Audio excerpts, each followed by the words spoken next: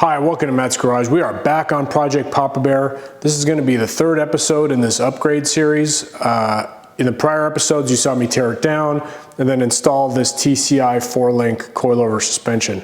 Now we're going to be doing a bed-mounted or under-bed-mounted fuel tank. The prior fuel tank was smelly and had an external fuel pump for the LS engine, so I wanted to upgrade, do something that was an in-tank pump and out of the cab where you're not bothered by the fumes. If you want to see me remove the tank, I do it in the first episode in this series. But for now, let's unbox the new stuff. Okay, it's not overly huge, which I'm very thankful for. Let's see what we got here. And there you go. That's the aluminum fuel tank, sender, fuel pump, filler neck. Pretty simple. Let's see if I can find a box with some instructions, huh? All right, I found the other box in the kit. This is way more hose than I should need. This is the float bowl, the sender, and the gasket. It's pretty straightforward. What is this?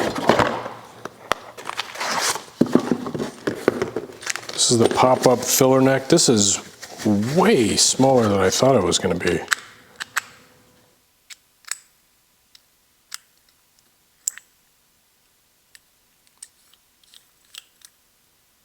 It's pretty trick though, man.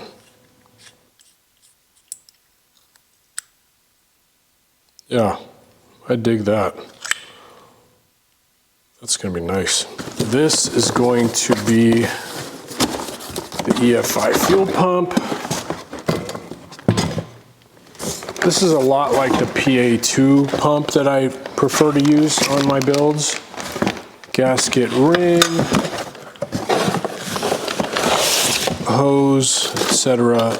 Zero instructions. I mean, there'll be instructions for the fuel pump, but not for the installation of the fuel tank. So let's go see if we can, well, actually, maybe these instructions have instructions. Yeah, this is just for the pump. This was supposed to come with a rollover valve. Okay, yeah. Okay, it's got a rollover valve. That goes in the vent hole. What that does is, you know, if you get upside down, it doesn't allow fuel to dribble out, safety feature. So I've got instructions for that, no instructions for the fuel tank.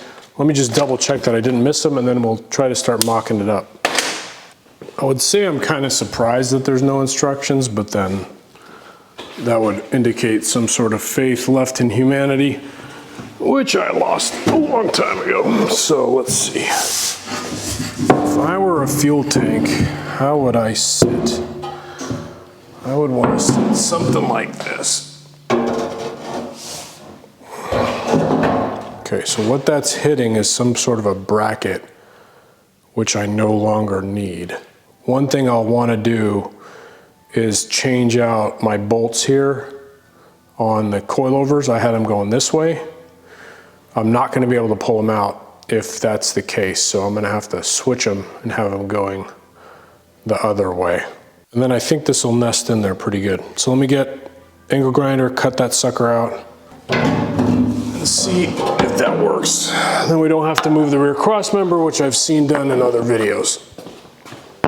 All right, I have that bracket cut off. I reversed the bolts. Let's see how she sits in there now.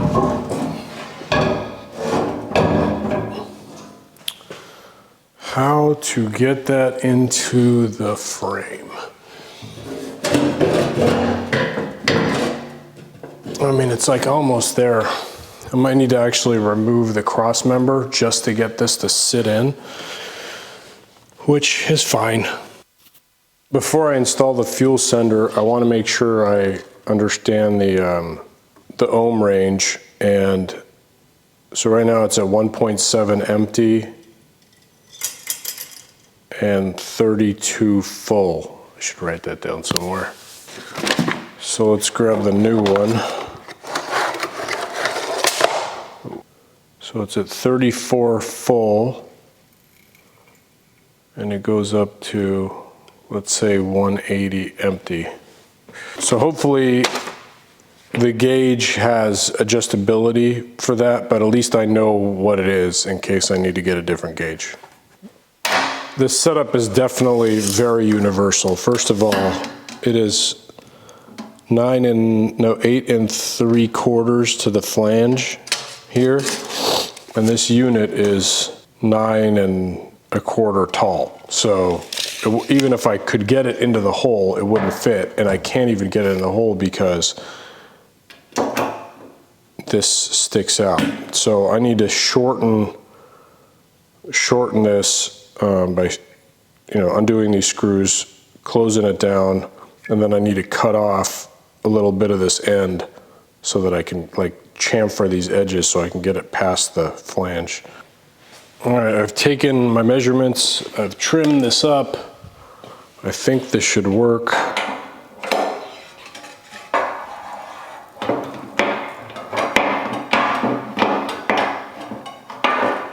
There's no way for me to get this in here with that as long as it is. So I need to shorten this even more. Take 2.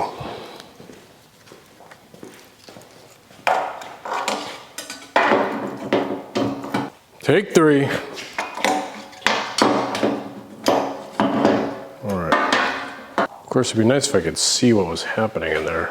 So what I don't want to have happen is I don't want the float to be, I want it to be barely resting on the bottom. Because, let me explain. So if this is too long, then I'm not going to get that full empty reading. I want it to be just like that when it's on the bottom. But right now it's like that. So I'm never going to get that full empty reading. All right, take 4.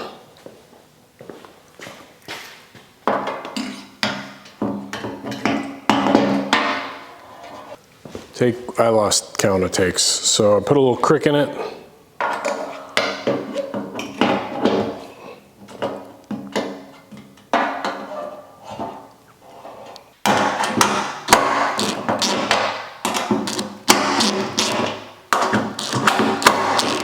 All right, the cork is nice and compressed, and that is ready to go. For the fuel pump piece, it's pretty much the same method. You got to figure out your distance to the flange, which in this case is 8 5/8, and then cut it short of that. You don't want it to be all the way because if you hit something, you don't want it to poke. Like if you bottom out the tank, you don't want it to hit the bottom of this thing.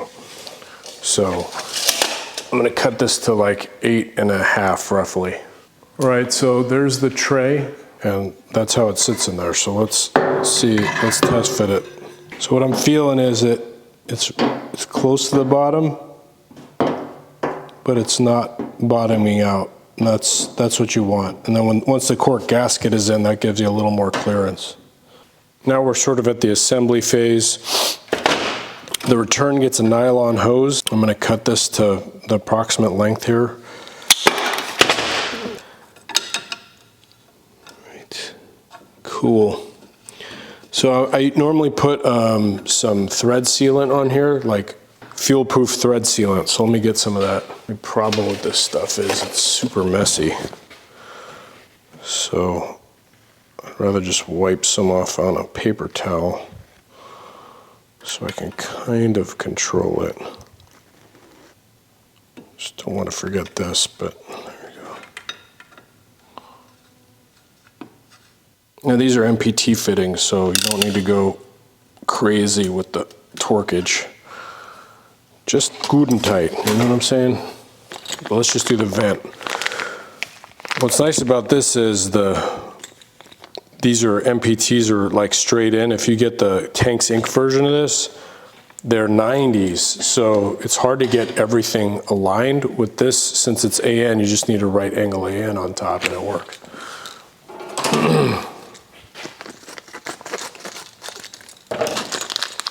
Not sure if that made sense, but if everything was like this and you're trying to screw everything on, it's hard to get it aligned.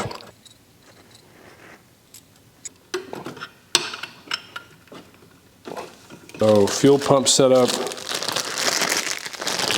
take it off, take this cap off. You gotta get the sock.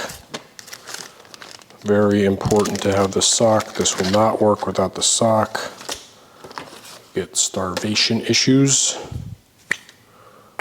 All right, so you want the hose to the back. You need to put the sock on so that it snaps. Okay, see, it didn't snap. There you go, you hear that snap? That's what you're looking for. So socks in, sort of lay it down, basically till it hits the bottom of the cup. That's where you want it to be. You gotta figure out the hose situation. Let's put the fitting in. And look, I mean, this isn't letting the fuel doesn't have a chance of getting by the threads except when it's sloshing. It's not under pressure by the threads because it's going straight through the fitting. So, you don't have to go too crazy about worrying about this. All right, that feels about right. So then you get the rubber hose here. It's gonna go onto there all the way. All the way, man. All right.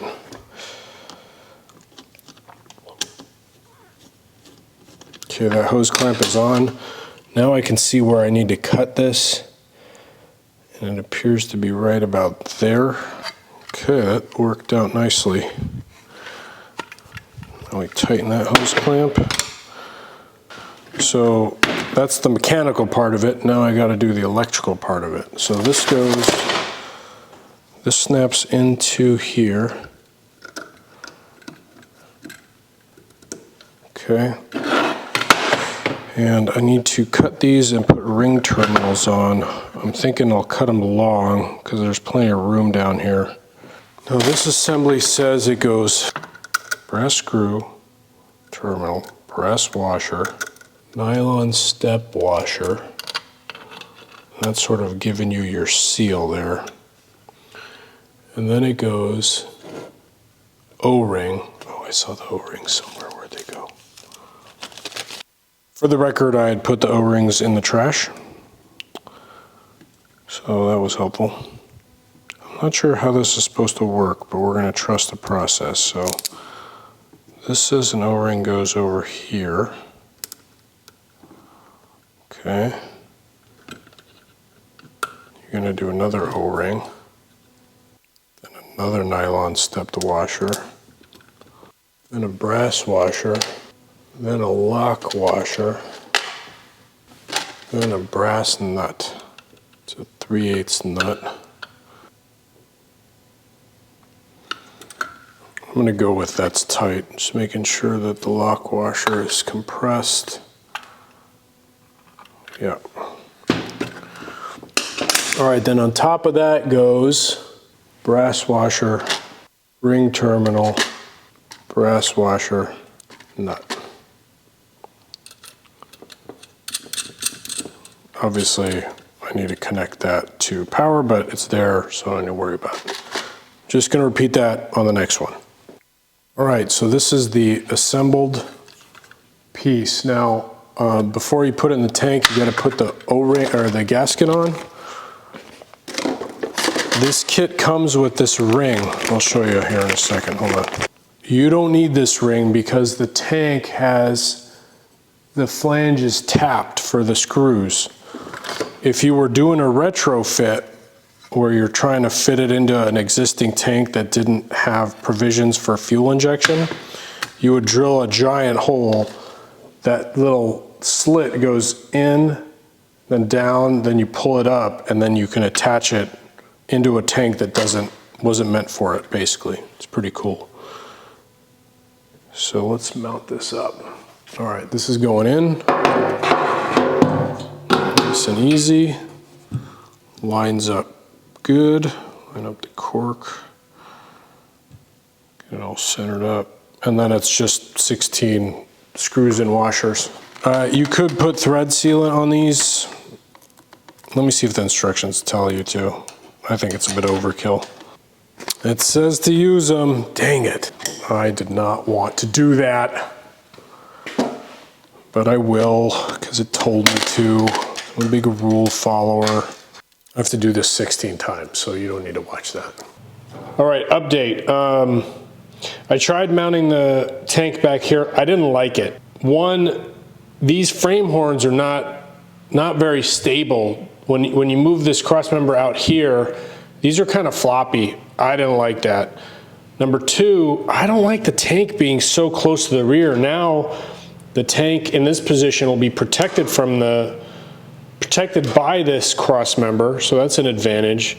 Three, shorter runs for the fuel lines and the sender. The only real disadvantage to having it where it is you got to kind of reach in to get to the fuel filler, but given that this is a hot rod, that's not going to happen that often, and my dad's tall, and right now this is up from where it actually sits, so I think reaching over and doing it is really not a big deal. So that's the only disadvantage to mounting it a little forward. Every other thing's an advantage. Plus you can't really see the tank when it's a little further forward. So for all those reasons, I think this is the right spot. I'm just gonna center it in the frame, give it a little distance from the crossmember, like right there-ish, and then I'm gonna put 3 holes on each side, so 6 total bolts will be holding this in, which is enough redundancy for safety. I won't be using these tabs. And that is about it. So yeah, let's drill them out. You don't need to see that. 6 holes, then it's gonna be done. All right, this thing is in here. It's super strong. I'm very happy with that. I was gonna wire and plumb it, but I'm out of 16 gauge GXL wire, so I just ordered some. If you ever need wiring, don't buy the stuff at the auto parts store. Go to eBay, buy GXL wire. It's much higher quality, it's much easier to work with, it'll last much longer. So that's on order. I just need to run the sender and the positive, negative on the pump. For the installation of the fuel filler cap, it's really just as simple as lowering the bed, figuring out where this lands, marking it underneath, picking the bed up, drilling a hole the right size, and then dropping the filler neck in it, screwing it down, and then connecting it with the rubber hose. I mean, that's it. Next, I need to finish finding a caliper because the one I got was the wrong side because I think these are reversed from the way the Pontiac had them. Doesn't matter. And I need to do that so that I can do the next step, which is to install emergency brakes, which you're gonna see next time on Matt's Garage.